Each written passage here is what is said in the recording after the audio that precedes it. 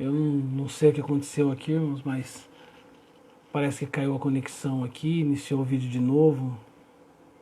Então, vamos indo aí até a gente se ajeitar nisso aqui. Mas então o homem tem que compreender que tudo é vontade de Deus, é ordem de Deus, é ordenança de Deus sobre o pecado do homem, sobre a falha do homem, sobre o erro do homem. Então, irmãos, não podemos, vamos dizer assim, questionar a Deus ou querer alguma resposta de imediato de Deus sobre o que houve com nossas vidas, sobre o que aconteceu ou sobre o que está acontecendo, mas temos que aceitar, porque Deus é soberano e tudo Ele faz segundo a vontade dEle, segundo o querer dEle, e nós só temos que aceitar e clamar pela misericórdia do Senhor. E não foi diferente. Por que eu falo para os irmãos que não foi diferente? Porque Daniel, quando ele foi levado para a Babilônia, ele era jovem, era menino. E muito daqueles pecados, dos pecados que levaram a Babilônia nessa situação, não foi por causa de Daniel. Mas Daniel, quando ele tem esse entendimento, quando ele tem essa revelação da palavra de Deus, pelas escrituras, sobre aquilo que havia escrito o profeta Jeremias, do tempo de cativeiro do povo, que era de 70 anos, e já havia se cumprido, Daniel ele vai em oração a Deus e ele não diz para Deus assim: Senhor, essa nação pecou contra o Senhor, foram os meus pais, os meus avós, os meus bisavós, tataravós que falharam com o Senhor. E vamos dizer assim, eu sou inocente disso. Jamais. Daniel se colocou na situação. Daniel disse assim: nós pecamos contra o Senhor, nós transgredimos a palavra do Senhor, nós nos portamos de uma maneira que não agrada ao Senhor. Então, quer dizer, nós somos merecedores do que está acontecendo. Então, Daniel, com o entendimento de Deus, aceitando o quê? Aceitando o juízo de Deus, ele se coloca na mesma situação daqueles homens. E Daniel, ele orava nada mais, nada menos do que 3 vezes ao dia, 3 vezes ao dia. Daniel, ele orava 3 vezes ao dia, ele tinha uma comunhão imensa com o Senhor. Quando ele entra na presença do Senhor para orar ao Senhor, o próprio anjo Gabriel que vai de encontro com ele diz assim: Daniel, desde o primeiro dia em que você se pôs a clamar, eu já vim em resposta. Eu já vim em resposta à sua oração. Então Daniel era um homem que tinha vida com Deus, era um homem que conhecia Deus. Daniel, nós sabemos, é uma história muito conhecida, foi jogado na cova dos leões e sobreviveu a isso, porque o Senhor estava com ele. E junto com ele também Sadraque, Mesaque e Abednego, que foi lançado na fornalha de fogo. E não tiveram nem suas vestes queimadas, porque o Senhor estava na fornalha com eles. Então eram jovens que estavam na Babilônia, aceitando aquilo que o Senhor impôs sobre ele, aquilo que o Senhor colocou sobre a vida deles. Porque veja bem, quando Nabucodonosor questionou eles, dizendo: se vocês não se prostrarem, eu vou lançar vocês na fornalha de fogo, esse jovem falou: não importa. O Deus ao qual nós servimos, se Ele quiser, Ele nos livra disso. Mas também, se não quiser, nós não vamos nos prostrar. Isso é aceitar aquilo que Deus tem sobre a sua vida. Isso é aceitar a vontade de Deus. Então a nação precisa compreender, principalmente a igreja, precisa entender que tudo é a vontade de Deus. Que tudo é o querer de Deus. Que tudo é porque Deus ordena e quer que aconteça. Tudo vem sobre o pecado do homem. Então nós não temos que questionar a Deus pelo que está acontecendo, mas nós temos que aceitar, assim como Daniel aceitou. Assim como Sadraque, Mesaque e Abednego aceitou, assim como os demais profetas aceitaram aquilo que Deus impôs sobre ele. Então nós vemos que o Senhor vem no capítulo 40 alegrando a nação, dizendo o quê? Que chegou a hora. Ele diz ao profeta: grite, fale nos 4 cantos. Por quê? Porque chegou a hora, o tempo já foi dado. O O período já cessou. Já acabou, então você fala, o meu povo pagou, já pagou em dobro. Já pagou em dobro pelos seus pecados, pela sua transgressão. Então o Senhor chama a atenção. O Senhor traz esse entendimento, Ele traz essa palavra ao profeta e manda com que o profeta grite isso, profetize isso. O quê? A libertação. E como eu disse para a igreja, agora eu digo novamente para aqueles que não tiveram a oportunidade de ouvir, a saída do cativeiro, a libertação do povo de Israel começou aqui. Começou, vamos dizer, no capítulo 40 do povo do livro de Isaías. Mas ela se cumpriu, irmão, e ela se cumpre em Jesus Cristo. Porque a Bíblia diz o quê? Quando Cristo vos libertar, verdadeiramente sereis livre. Então a verdadeira liberdade está em Cristo. A verdadeira, o final, o fim do cativeiro é Cristo. Então o homem tem que compreender, então o Senhor traz essa alegria a Israel, diz, profetiza, e a igreja foi levantada para isso, irmão, para profetizar essa verdade, a libertação, a liberdade está em Cristo. O homem tem que entender que a liberdade, a verdadeira liberdade está em Cristo. Ela começou lá no cativeiro de Israel, mas ela se cumpre em Jesus Cristo. E todo homem que não está em Cristo, que não se arrependeu dos seus pecados, ele ainda é escravo, escravo do pecado, escravo de Satanás, escravo da carne, irmãos. Então nós temos, é necessário se pregar isso, é necessário trazer esse entendimento ao homem, entender que o homem sem Cristo, ele ainda está no cativeiro, ele ainda é escravo, por mais que ele ache que ele é livre, porque esse mundo tem um contexto de liberdade, e qual é esse contexto? De viver a vida. Mas eu digo, não é viver a vida, é perder a vida, porque qual é o fim dela? Irmãos, entenda quantas pessoas não estão morrendo. Quantas pessoas, irmãos, não estão morrendo por causa dessa doença, por causa dessa pandemia, irmãos? E quantas delas, irmãos, ainda não tiveram oportunidade, ainda não se arrependeram dos seus pecados? E quantas delas não estão queimando nesta noite no inferno? Porque ainda eram escravos do pecado. Quantas delas não estão sofrendo a ira de Deus? Essa terra está sofrendo a ira de Deus por causa do pecado. Mas Isaías, ele traz essa alegria ao povo de Israel através de uma profecia dizendo, cessou o tempo, acabou o tempo. Fala para o meu povo que ele já pagou. E a nossa maior libertação, irmãos, é em Cristo. Está na hora de sair do cativeiro, está na hora de ser liberto, está na hora de aceitar a Jesus Cristo. É só Cristo que pode te libertar, irmãos. Se arrependa nessa noite. O homem tem que compreender isso. Esse é o momento, esta é a alegria, é Cristo que está sendo pregado nessa terra. É Cristo das Escrituras, é aquele que foi crucificado, que morreu e ao terceiro dia ressuscitou para a glória do Deus Pai. E agora está no céu, intercede por cada um de nós. E diz que todo aquele que nele crê terá vida eterna. E quantas dessas pessoas não estão nesta noite padecendo, passando uma eternidade no inferno, porque não ouviram a Cristo? Porque não conheceram a Cristo. Então nós não temos que questionar a Deus pelo que Deus faz, mas temos que clamar a Deus, orar a Deus pela misericórdia de Deus. Levar a salvação, levar a palavra de Deus. É para isso que a igreja foi levantada. É para isso que a igreja está nessa terra, irmão. E eu louvo a Deus, irmão, porque no nosso ministério nós estamos tendo a oportunidade de ouvir acerca disso, de ouvir acerca da palavra de Deus. E nós vemos no capítulo 40, dessa profecia a qual Daniel expôs.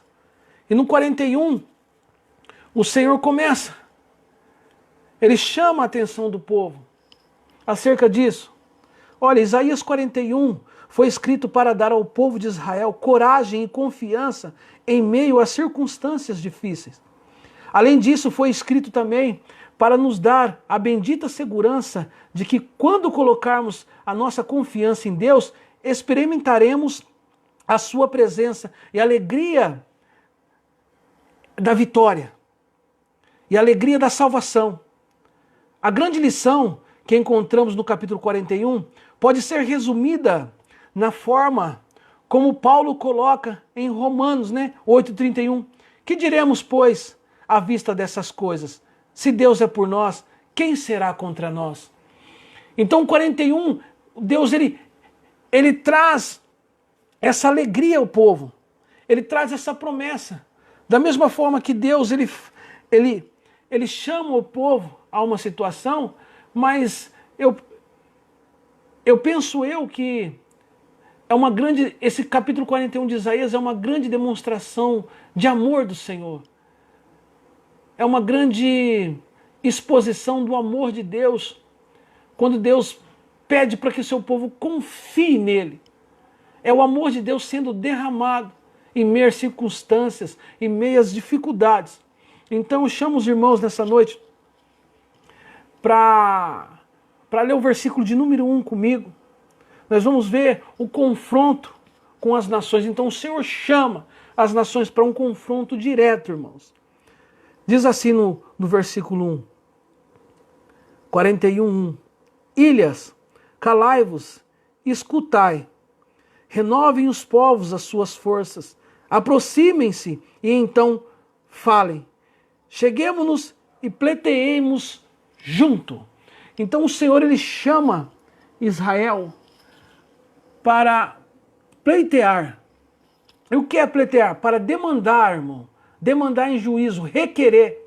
Manifestar-se a favor de defender ou requerer. Então o Senhor chama eles.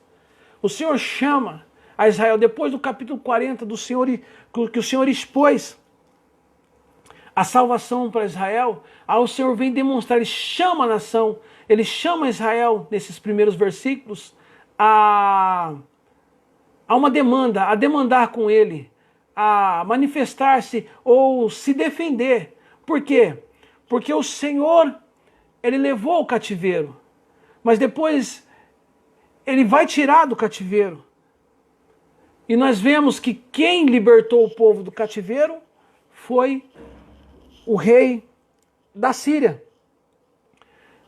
E quem que era o rei da Síria? Quem o próprio Deus levantou.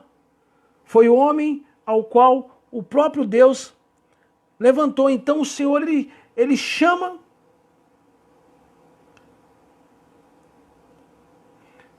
essa nação, porque foi o próprio Deus que levantou Ciro para tomar a Babilônia. E depois, mais para frente, seria quem iria levantar, que iria libertar o povo de Deus. Então eles foram levantados por Deus. Então Deus chama as nações para pleitear. Por quê? Porque Deus quer demonstrar o seu poder, quer demonstrar para as nações quem foi que fez. Se eles estavam chegando nessa situação, se essa alegria havia dentro deles, então Deus ele chama o quê? Para demonstrar para eles quem foi que fez. Então Deus ele chama o povo de Israel para demonstrar o seu poder e a sua glória. E veja bem, o Senhor ordenou as nações distantes a ouvir em seguida, reunir as suas forças para que pudessem entrar no tribunal contra Deus. Então o Senhor ele chama todos para entrar no tribunal com ele, para pleitear, para demandar com ele, para que ele mostre quem foi que fez todas essas coisas. Quem foi? Quem teve poder para fazer todas? Quem levantou? Quem levantou Ciro? Quem levantou os medos, os persas, para derrubar Nabucodonosor? Então o Senhor chama essas nações. Porque, irmãos, com o acompanhamento dessa lição nós vamos ver que o homem ele sempre foi voltado para os deuses. E nós vemos aqui que a maior confiança dos homens são os deuses. E isso vem desde tempos e tempos atrás. E o Senhor, ele chama essas nações que creem nesses deuses supostos a pleitear. Chama até o próprio Israel para pleitear com ele, para demandar com ele. E ele quer demonstrar o seu poderio, ele quer falar sobre esse Poderio, irmão. Vamos ler o versículo 2 e 3. O Senhor diz assim: quem suscitou do Oriente aquele cujos passos segue a vitória?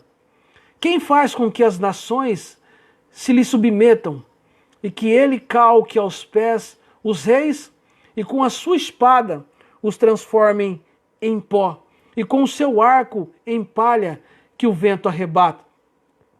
Persegue-os e passa adiante em segurança por uma vereda que seus pés jamais trilharam. Então o Senhor começa chamando a atenção da nação, dizendo: quem foi? Quem? Vocês sabem quem foi que levantou? Quem que suscitou? Quem levantou esse homem do Oriente?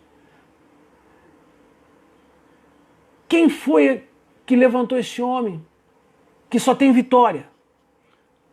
E veja bem, o teu entendimento aqui diz assim: em seguida as nações tomaram conhecimento de que Deus levantará um servo do Oriente, que dominará rapidamente os seus inimigos. Esta é a primeira alusão ao papel de Ciro, o persa. Então o Senhor chama a atenção. Quem foi que levantou? Porque Ciro, irmão, ele vinha em uma constante, derrubando tudo, acabando com tudo. Derrubando todos os inimigos.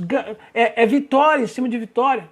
Isso faz alusão, né? Aquele hino, agora é só vitória, agora é só vitória.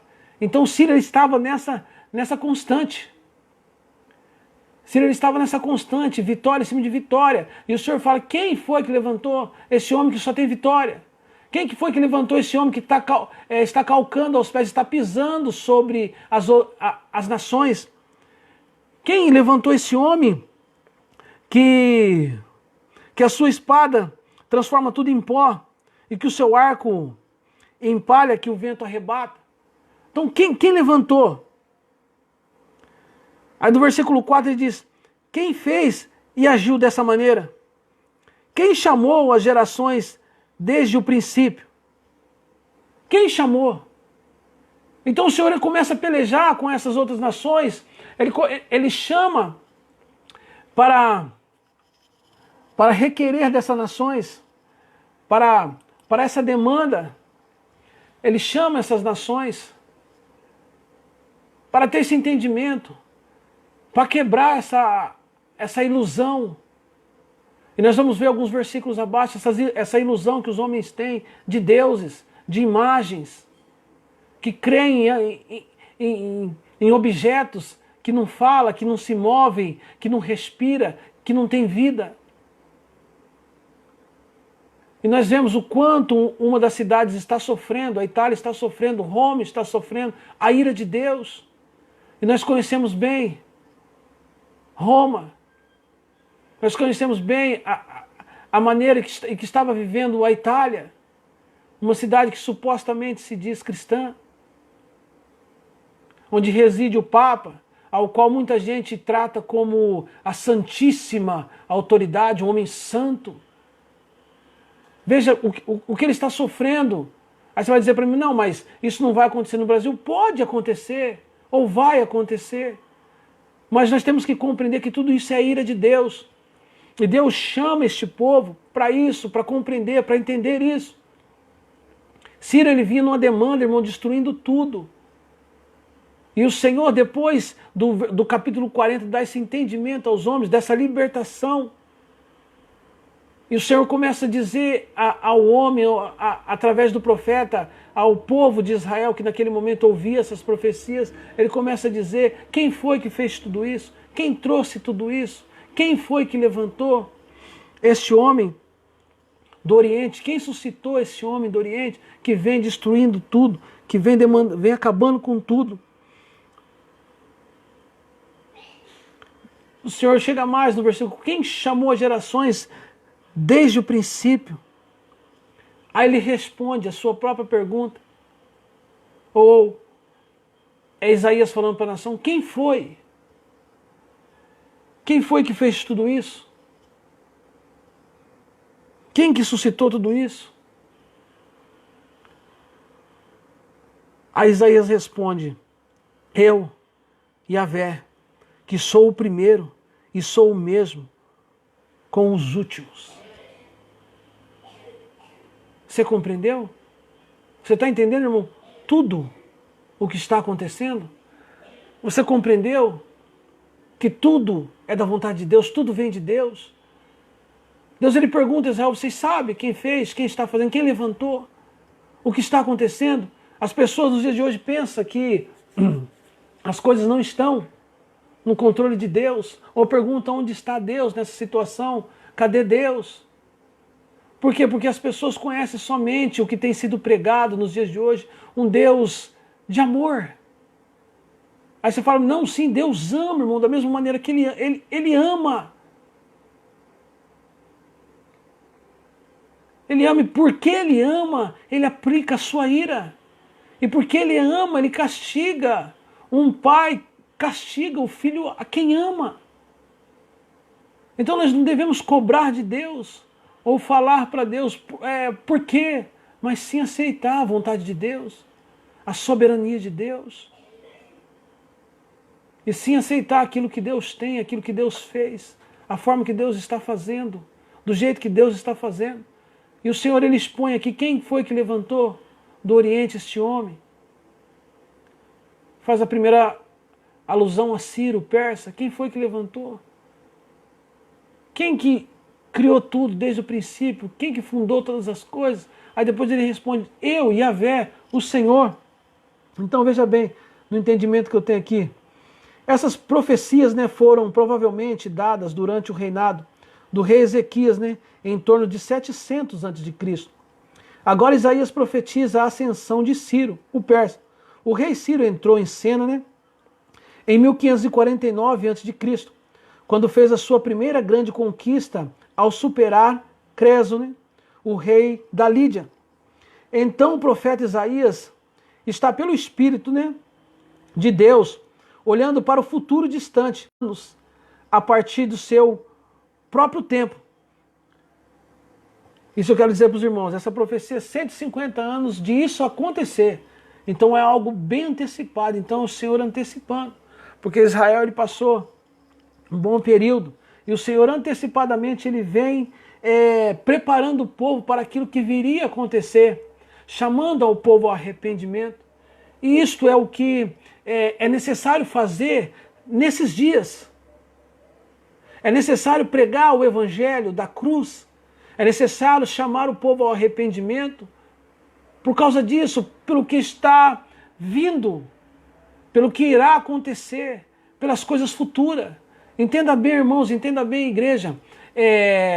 O Apocalipse já está escrito. E algo que irá acontecer, é Deus preparando o seu povo, é Deus preparando a sua igreja, é Deus chamando a atenção do povo através da igreja. É por isso que a igreja ela precisa usar o púlpito, não para pregar oba-oba, não para ficar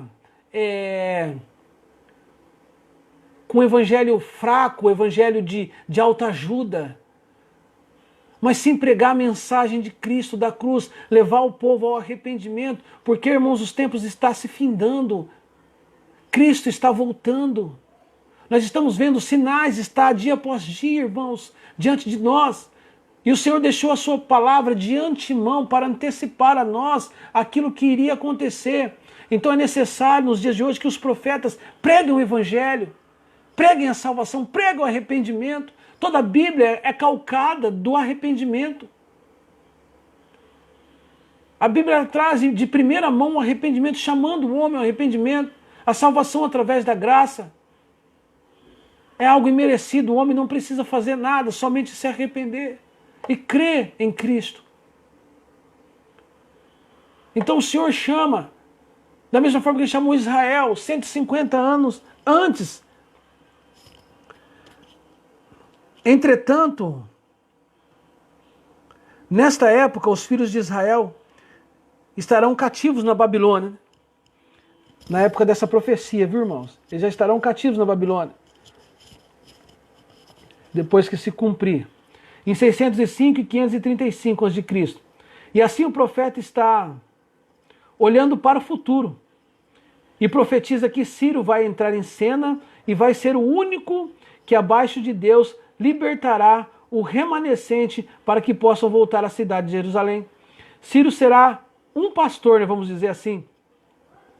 Nós podemos ver no 44, 28. Ungido por Deus. Veja bem, Ciro foi levantado por Deus. É uma ave de rapina, né? Que não podia ser parada. Ele pisa em cima dos reis como se fossem lama. Ele os trata como um oleiro que amassa o barro com os pés. Está lá na NVI, né? Da NVI dá esse entendimento. Embora o rei Ciro, né, não fosse de fato um servo de Deus, ou alguém comprometido, né, e temente, ele serviu ao Senhor, cumprindo os propósitos de Deus na terra. Deus pode usar líderes mundiais ainda não convertidos para o bem de seu povo e o progresso de sua obra. Ele levantou a Faraó no Egito para demonstrar o seu poder. Usou o perverso Herodes e o covarde Pôncio Pilatos para realizar o seu plano na crucificação de Cristo. Isaías proclamou que, ao atravessar o território do leste e do norte da Terra Santa, Ciro levará pânico ao reino da Lídia e às regiões costeiras mais distantes. Ciro dominou com grande facilidade o território em que ele nunca havia estado. Veja bem, ele teve toda essa facilidade, por quê? Por causa de Deus. Então Deus tem as suas formas de trabalhar, Deus trabalha da forma que quer, levantando até mesmo o ímpio, para que se cumpra o seu propósito, para que se cumpra a sua vontade. Então Deus, ele traz esse entendimento, ele leva isso ao conhecimento das nações, ao conhecimento do seu próprio povo, no capítulo 41 de Isaías, perguntando ao povo, quem foi? Quer dizer, mesmo que vocês não acreditem em mim, mesmo que vocês não creem, mesmo que vocês estão transgredindo a minha palavra, mesmo que vocês não estão fazendo a minha vontade, você tem que compreender isso. Quem fez tudo isso foi eu. E veja bem, irmãos, o que está acontecendo nessa terra é a vontade de Deus. Não podemos contestar, não podemos nos enganar, não podemos achar que são os chineses, ou que é o pecado, e tudo isso que está acontecendo na terra é juízo de Deus, é vontade de Deus. Deus está sob o controle de tudo, e Ele chama a nossa atenção. Aqui no livro, Isaías chamando quem foi que fez tudo isso, quem levantou Ciro. E Ciro seria o libertador de Israel mais para frente, seria quem tiraria Israel do cativeiro. Nós vemos no livro de Esdras e de Neemias, quem que é que os liberta, que os tira do cativeiro. Vamos para o versos 5 e 7. Então os irmãos compreenderam bem quem é que, tudo que está acontecendo, nós podemos ligar. Nós vimos em estudos anteriores nossos que a semelhança que o livro de Isaías tem com essa geração. Nós vimos, né, igreja, dentro desse estudo, a semelhança que tem dos acontecimentos do livro de Isaías com os acontecimentos do mundo nos dias de hoje. Eu disse e digo ainda para os irmãos, dá para encaixar essa geração ao livro de Isaías. O livro de Isaías foi escrito há muitos séculos atrás. Foi escrito há muito tempo atrás. E se encaixa perfeitamente com essa geração. E nós vemos no capítulo 41 esse entendimento, tudo que está acontecendo. Tudo que está acontecendo nessa terra é a vontade de Deus. Então o capítulo ele se enquadra verdadeiramente. E agora nós vamos na parte em que Deus chama esse povo para pleitear. Deus mostra para eles quem foi que levantou Ciro, quem foi que levantou os persas e como que Ciro vinha devastando, destruindo tudo, um território que ele não conhecia, um território que ele não sabia o que havia naquele território, o que iria acontecer com ele naquele território, mas ele foi. Mas ele foi por quê? Porque quem guiava ele não era ele mesmo, mas era o próprio Senhor que havia o levantado e vinha trazendo ele, e vinha dando essas vitórias a ele para que se cumprisse a vontade de Deus, para que o propósito de Deus fosse cumprido lá na frente, né? Como nós podemos observar. Então, no verso 5 para lá, nós vemos o quê? O desespero dessas nações. Por quê? Porque essas nações, esses povos, e até mesmo o povo de Israel, eles eram adoradores de deuses. E Ciro, ele vinha com poder. Ele vinha numa crescente, destruindo tudo. E eu posso dizer para os irmãos que isso despertou um desespero nesses homens. E nós vamos acompanhar aqui a partir do verso 5, nós vamos ler até o 7. Diz assim: as ilhas viram e temeram, os confins da terra tremeram, aproximaram-se e vieram. Um ajudou o outro e disse ao companheiro: esforça-te. Assim o artesão animou o ourives, e aquele que alisa o martelo encorajou o que bate na bigorna. Ele diz sobre a peça soldada: está boa, e fixa o ídolo com prego, para que não tombe nem se mova do lugar. Então essas nações tremeram, e esses homens ficam em desespero. E eles começam, qual que é a primeira intenção? Criar os ídolos, os deuses. Só que, porém, são deuses criados pelas mãos humanas. São deuses que nada pode fazer contra um Deus vivo, todo-poderoso. Eu digo para os irmãos que isso é verídico. Neste momento, penso eu que o Papa deve estar orando lá na frente daquela imagem. Porque ele deu uma nota que iria orar no lugar reservado, próximo daquela imagem da cruz, de Cristo crucificado. Mas veja bem, irmão, Cristo não está naquela cruz. O meu Cristo, ele já saiu. Ele está à direita do Deus Pai. E veja bem, por mais que ele derrame as suas lágrimas para aquela imagem, nada vai acontecer. Por quê? Porque ele está acreditando no poder daquela imagem. E tudo que está acontecendo sobre essa terra é o juízo de um Deus vivo, um Deus todo-poderoso. E nós vemos que essa nação, ela se desespera, ela teme, ela fica desesperada. Por quê? Porque vem vindo um homem contra, destruindo tudo. Vem vindo um inimigo poderoso que está destruindo tudo. E qual é o primeiro momento deles? Eles, vamos criar deuses. Vamos criar deuses. E um anima o outro, diz, vai, tá bom, tá bonito. Fixa ele aí. Só que veja bem, esses deuses de nada vai adiantar, nada vai, não vai salvar eles da ira de Deus. Irmão, imagem nenhuma, Deus nenhum pode salvar você de um Deus todo-poderoso. O único meio de salvação que nós temos é Cristo. É através do arrependimento. É o que o homem precisa compreender. Irmão, nós só temos Cristo. Sem Cristo, irmão, a ira de Deus vai vir sobre nós e vai nos devastar. Não vai adiantar correr para ídolos, não vai adiantar criar ídolos. E o que mais essa nação nos dias de hoje cria ídolos. O que mais essa nação tem tido são ídolos. As pessoas, até mesmo dentro da igreja, estão esquecendo do Deus vivo, Deus verdadeiro. Estão buscando para si ídolos, adorando até mesmo não somente imagem, mas homens. Mas, irmãos, a ira de Deus virá sobre todo pecado. E não tem deuses, não tem imagem que vai te livrar da ira de Deus. A única defesa que nós temos, o único escudo que nós temos é Cristo. É a cruz de Cristo. O homem precisa entender, compreender isso, não há uma outra forma. A irmã Fran mandou algo aqui, eu quero ler para os irmãos. Ela disse assim, acho que os irmãos também viram.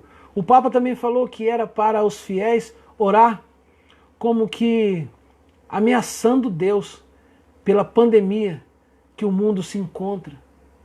Os irmãos estão compreendendo?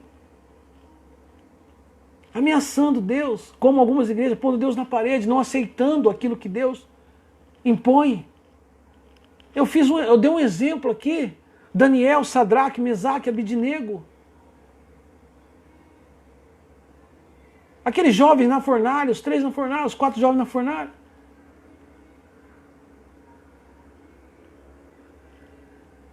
Os 3 jovens lançados na fornalha, irmãos, eles por acaso perguntaram? Eles exigiram alguma coisa de Deus? Eles não, Deus, o Senhor vai ter que, nós vamos ser jogados na fornalha, o Senhor vai ter que salvar nós. O Senhor vai ter que tirar nós de lá. Eu não quero morrer, não. Ao contrário, disse, ó Nabucodonosor, o Deus que nós servimos, Ele pode nos livrar da fornalha. Ele pode. Quer dizer, Ele não é obrigado. Ele não precisa fazer isso para provar para nós que Ele é Deus. Mas se Ele quiser, Ele pode livrar. Mas se não livrar também, nós não vamos nos prostrar diante da sua imagem. Veja bem, a situação que eles estavam. Eram jovens, servos de Deus, naquele lugar, naquela situação. Eles eram jovens de Deus. Eram homens que estavam em constante oração. Não estavam na sua nação, estavam cativos. Eram escravos em outra nação. Deus, a nação escolhida por Deus, estavam naquela situação de cativeiro. Mas por quê? Porque Deus colocou. E você vê algum deles contestar, ou ameaçar, ou exigir alguma coisa de Deus, irmãos? Ameaçar Deus por algo? Não. Ao contrário, aceite a vontade de Deus. E saiba que você só tem Cristo. Você precisa clamar para Cristo. Você precisa clamar pela misericórdia de Deus, pela humanidade. Não ameaçar a Deus. Mas acima de tudo, que seja feita, Senhor, a sua vontade. Cristo orou assim, irmãos. Cristo disse, faça a sua vontade, Senhor, independente de qual seja. Faça a tua vontade. Agora, quem sou eu para exigir, para ameaçar Deus em alguma coisa? Esse é o problema, irmão. Essa é a grande dificuldade dessa nação. Do homem nos dias de hoje, do evangelho ao qual está sendo pregado nos dias de hoje. O evangelho das bênçãos, dos bens materiais. As pessoas só se preocupando em campanha, em campanha, em campanha. Agora é o momento, irmão. Agora não tem campanha, agora é joelho. Faça campanha de oração. Faça campanha de jejum. Agora é o momento. E acima de tudo, aceita aquilo que Deus tem, aquilo que Deus fez. Faça, Senhor, a tua vontade acima de todas as coisas. Mas veja bem, voltando aqui. Esses homens, eles temeram e eles foram atrás do quê? Dos ídolos, das imagens, criar imagem. Mas essa imagem, até para ficar em pé, tinha que ser fixada com prego. Ela não podia parar em pé sozinha. Então eles fixavam essa imagem.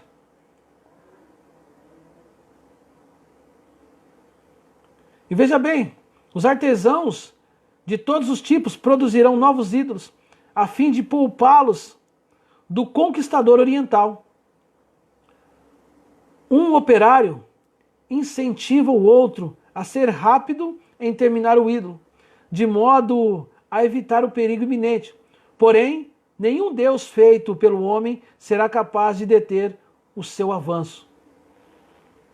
Nenhum homem, veja bem, nenhum ídolo, nenhum Deus feito por mãos de homem. Nada, irmão, nada. Nada vai parar o avanço do juiz de Deus.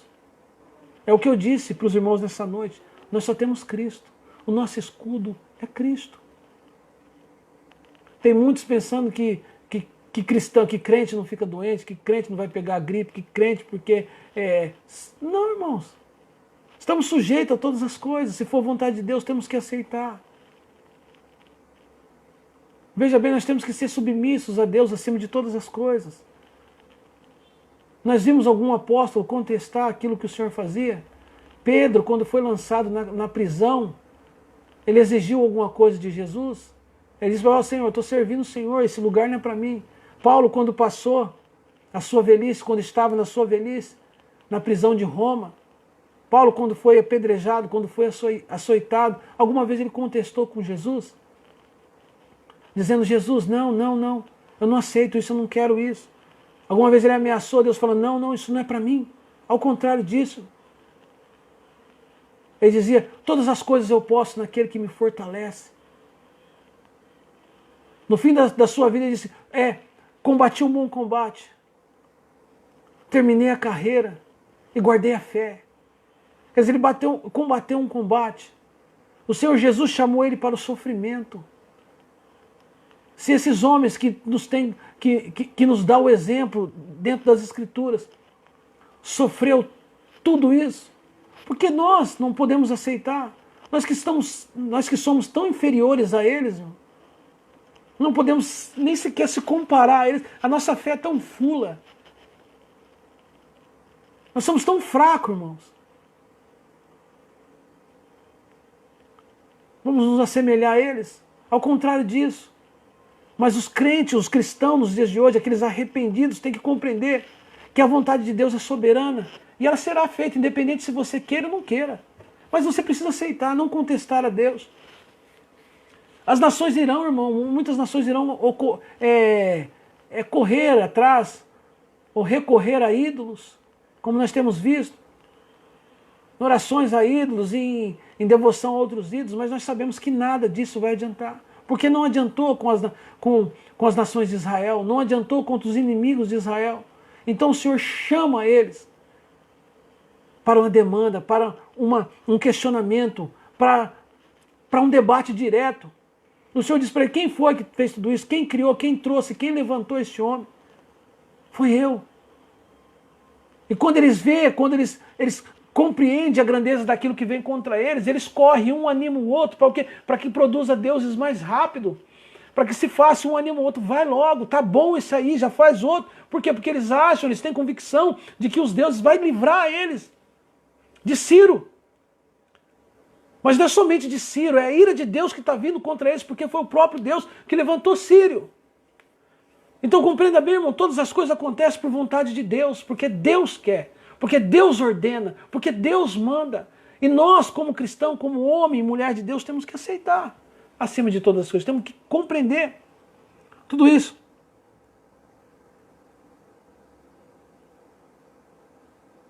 E veja bem,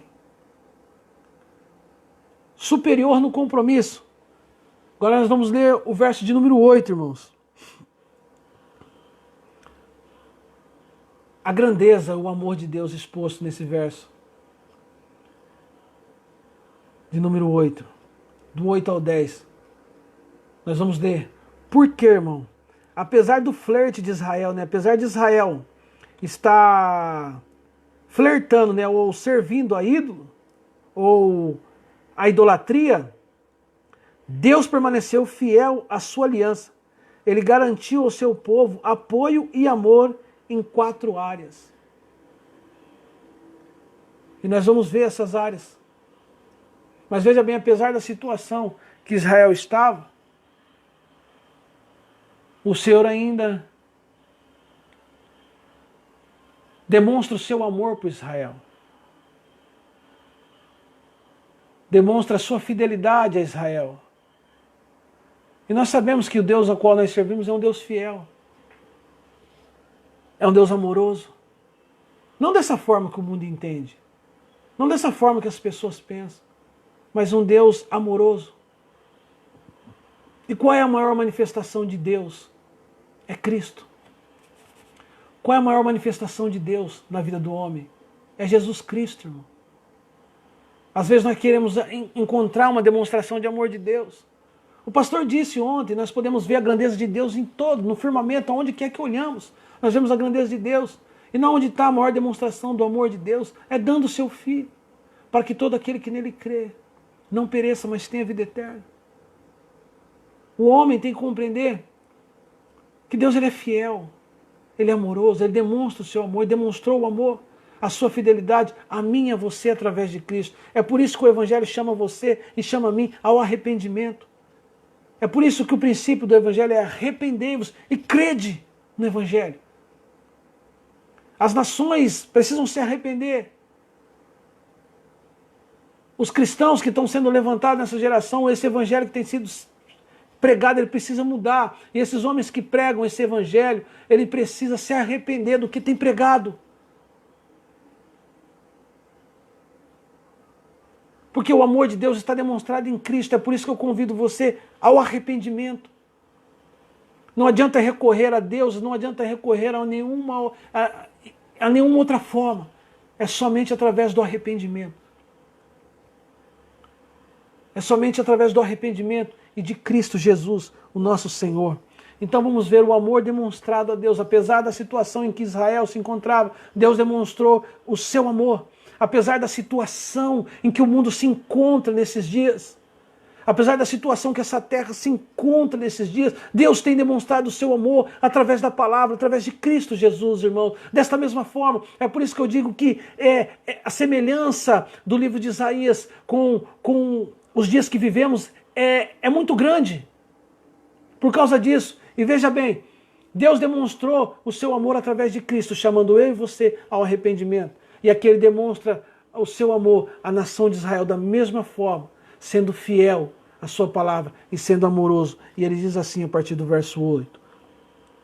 Mas tu, ó Israel, servo meu, tu, Jacó, a quem escolhi, descendência de Abraão, o meu amigo, tu, a quem tirei dos confins da terra, chamei desde os seus cantos e te disse, tu és o meu servo, eu te escolhi e não te rejeitarei.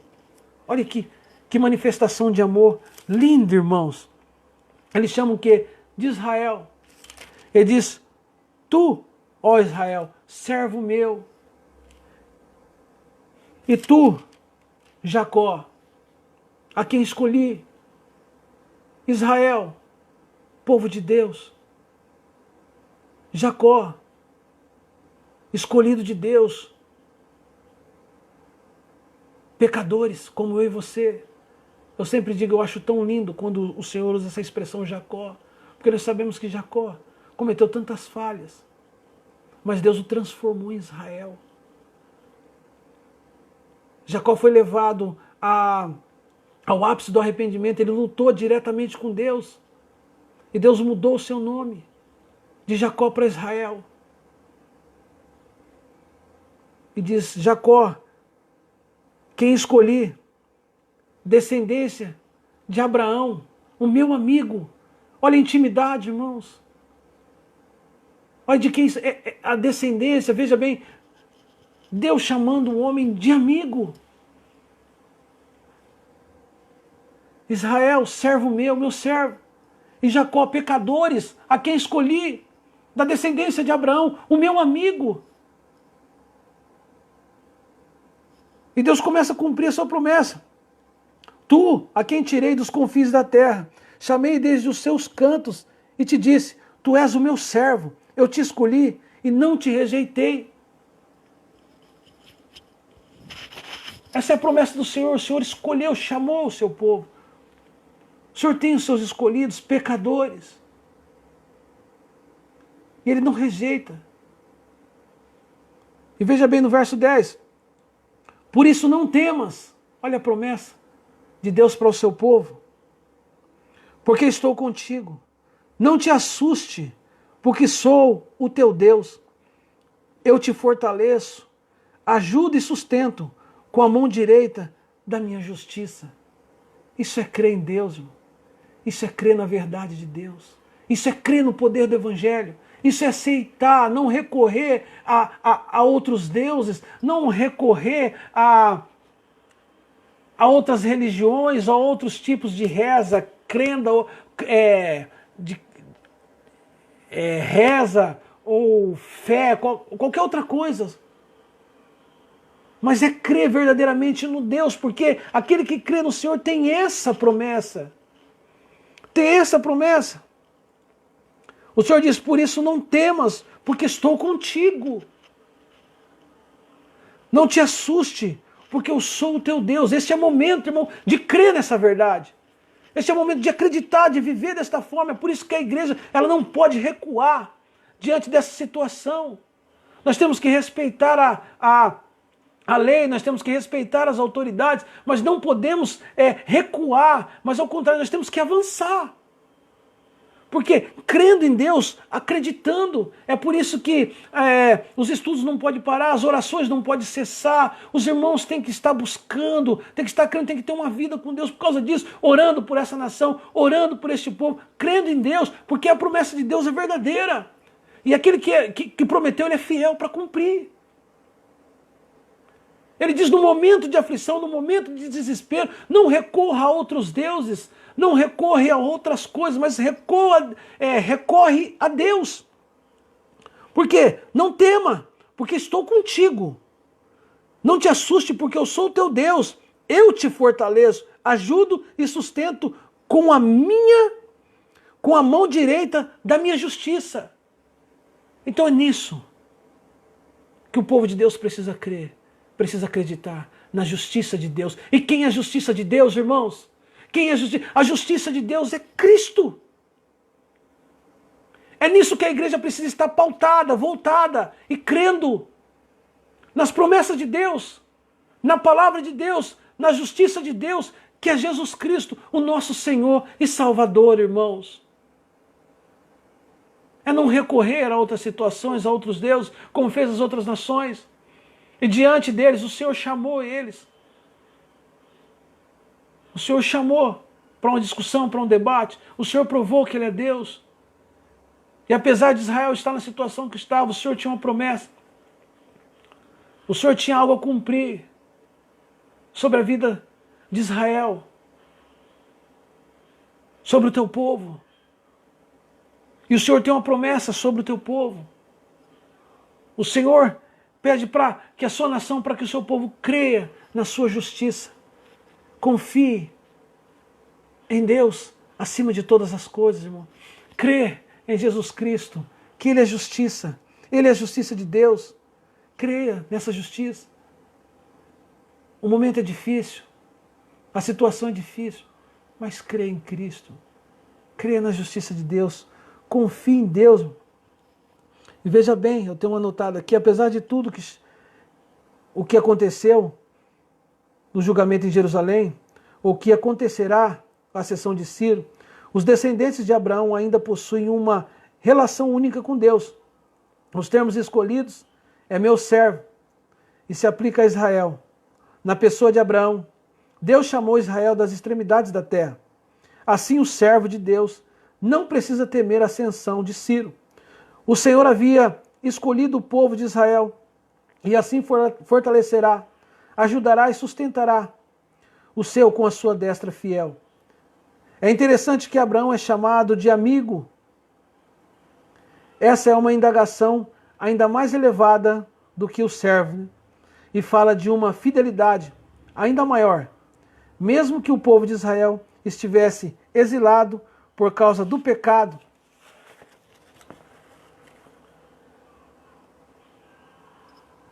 e a descrença, eles não foram rejeitados por Deus, considerando que a aliança que o Senhor fez com Abraão foi incondicional. Seus descendentes não precisavam temer. O Senhor continuará sendo o seu Deus, continuará ao lado do seu povo e os fortalecerá, e os ajudará, e os preservará. Então é desta forma. Quem crê em Deus, irmão,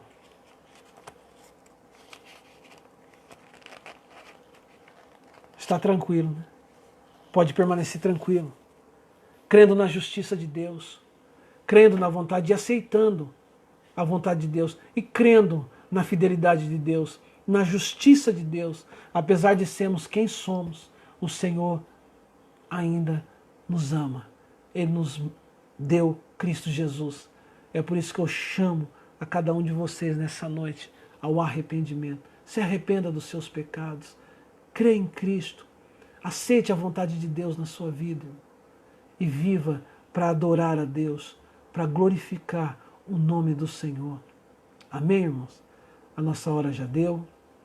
Eu agradeço a cada um dos irmãos nesta noite, que participou, que esteve conosco. Talvez eu tenha me estendido um pouco, falado demais, mas se os irmãos tiverem alguma pergunta, pode enviar que eu vou procurar estar respondendo. A gente vai encerrar a live aqui, mas os irmãos da igreja que estão no grupo, pode, se tiver alguma pergunta, se tiver alguma coisa que não entendeu, que não compreendeu, pelo fato de eu ter falado demais, né, para variar, mas isso é comum da minha pessoa, mas eu estou aqui para responder qualquer coisa. E você que está conosco essa noite, como é de praxe, né, como nós fizemos a noite passada, manda um joinha aí no grupo, fala que você participou, dá um amém e crê na justiça de Deus. Crê em Jesus Cristo acima de tudo, irmão.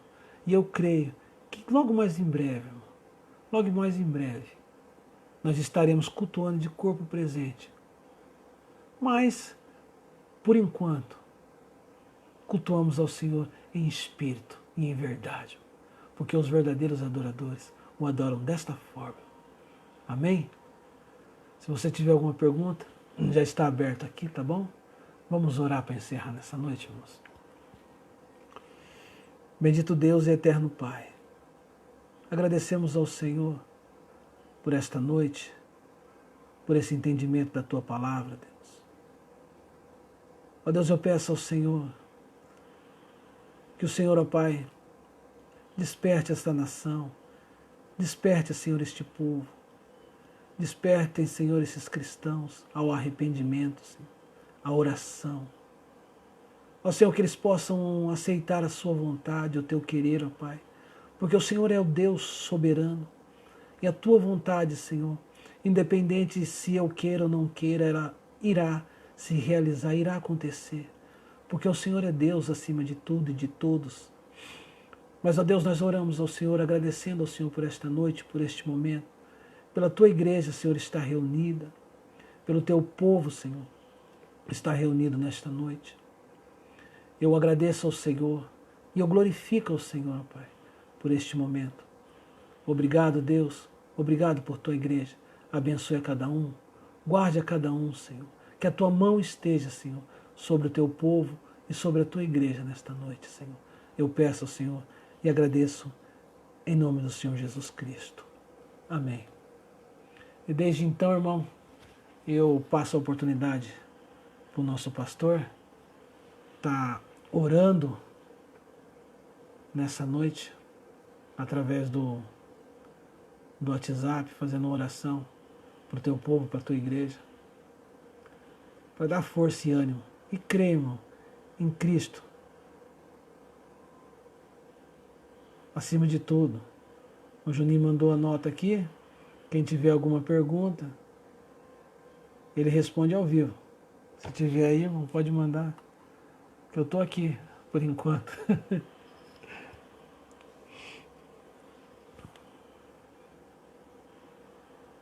Se não tiver, amém. Quem não tiver, então responde amém.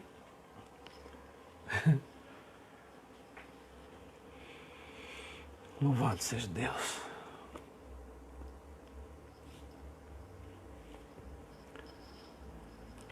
Se tiver alguma dúvida, pode perguntar para o pastor também, irmão.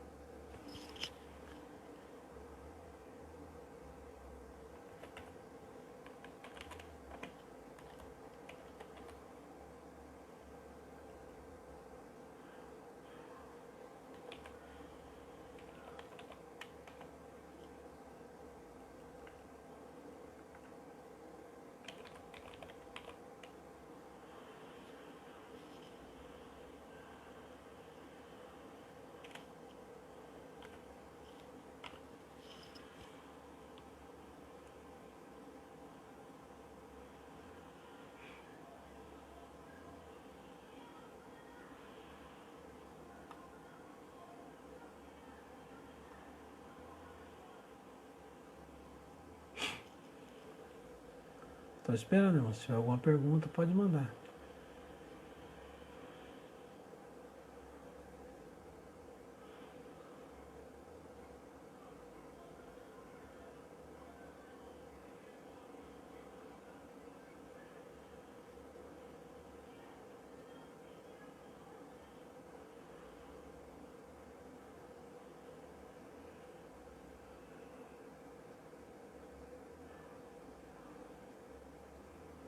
Amém, irmão.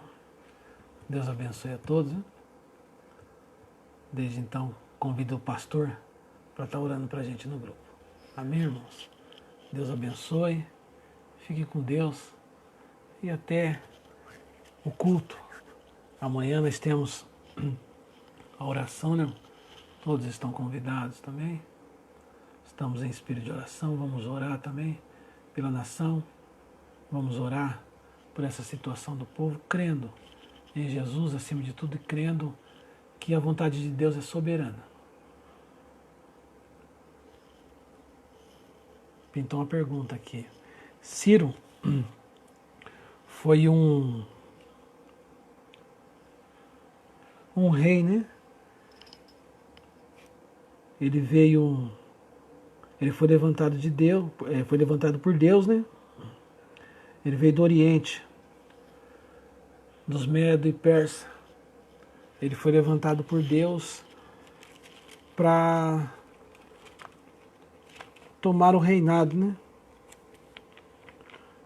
Para que se cumprisse a vontade de Deus, para que a vontade do Senhor se cumprisse, de libertar o povo de Israel do cativeiro, né? Então Ciro foi um rei dos Medo e Persa, né? Que foi levantado por Deus. Aqui eu vou achar para você algo aqui que talvez te dê um entendimento melhor.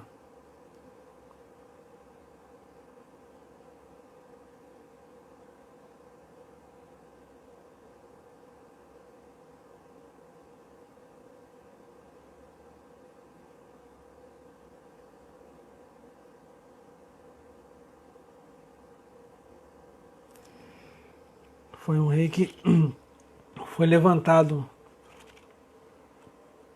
pelo Senhor para que a vontade de Deus se cumprisse, né? Para que o povo de Deus pudesse sair do cativeiro, como Nabucodonosor II, né? Ele transgrediu a vontade de Deus. Deus levantou Ciro. E aqui no livro de Esdras, no capítulo 1, quem foi que fez a pergunta? Deixa eu só ver aqui que eu já até... foi a Lívia, né? Lívia, aqui ó, no capítulo 1 do livro de Esdras, você vai encontrar uma explicação acerca de Ciro, né? O título da minha Bíblia diz assim, o decreto, diz assim, no primeiro ano do reinado de Ciro, rei da Pérsia, para que se cumprisse a palavra de Yahvé, o Senhor, anunciada por Jeremias. Yahvé moveu o coração de Ciro, o rei da Pérsia, para que fizesse uma proclamação por escrito e de viva voz em todo o território do seu domínio, dizendo o seguinte: assim fala Ciro, rei da Pérsia, a Yahvé, o Deus do universo, entregou em minhas mãos todos os reinos da terra. Ele me encarregou de construir para sua pessoa uma casa em Jerusalém, nas terras de Judá. Sendo assim, todo aquele que dentre vós pertence ao seu povo, se livre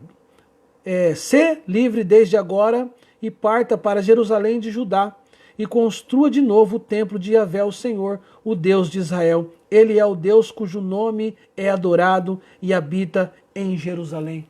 Veja bem, apesar de Ciro não ser um judeu, não ser um homem de Deus, mas ele mesmo proclama que o quê? Que o próprio Deus Todo-Poderoso foi quem levantou ele e entregou todas as nações para o seu domínio. Tudo que ele tem, tudo que ele conquistou foi por causa de Deus. Então Ciro foi um rei levantado por Deus. Para que o quê? Para que o nome de Deus fosse glorificado. Para que o nome de Deus fosse exaltado. Então, para que o povo de Deus fosse retirado do cativeiro. E ele disse o quê? Que Deus me levantou, me fez, me colocou na posição que eu estou, para quê? Para que eu construísse um templo para ele em Jerusalém. Aí ele diz, então, todo aquele que está aqui, ser livre, e vai e constrói o templo. Então ele libertou o povo de Deus. Então ele foi levantado por Deus com esse propósito, para derrubar as outras nações e para cumprir a vontade de Deus, para que o povo de Deus pudesse voltar do cativeiro, para que o povo de Deus pudesse ser liberto do cativeiro e reconstruir novamente Jerusalém, o templo de Jerusalém. Amém?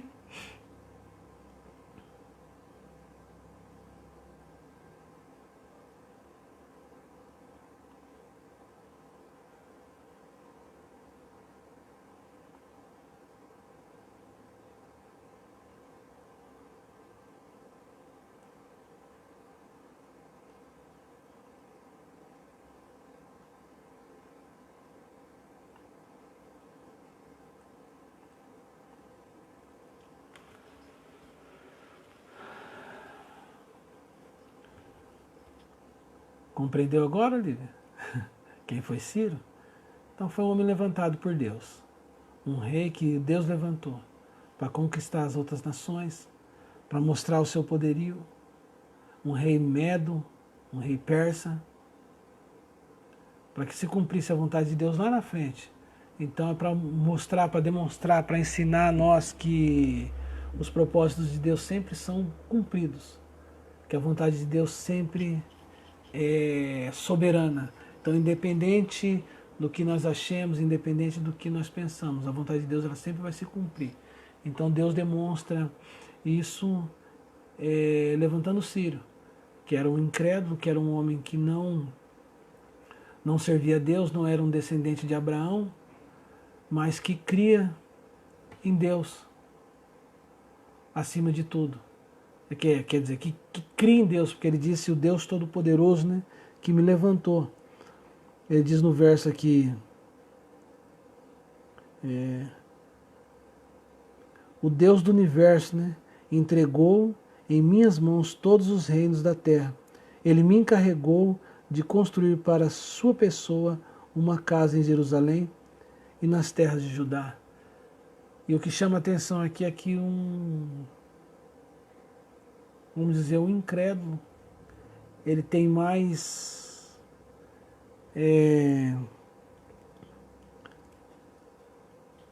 reverência para Deus do que muitas vezes nós, né? Que ele chama o Deus Todo-Poderoso, né? O Deus do universo.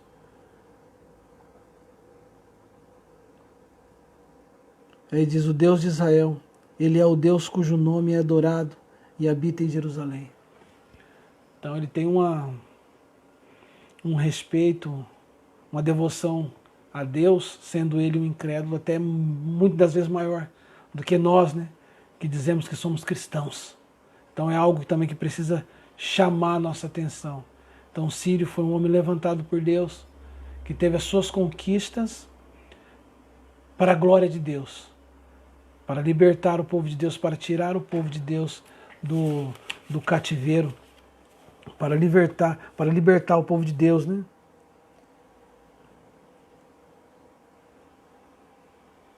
Amém, irmãos? Então Deus abençoe a todos e até a próxima.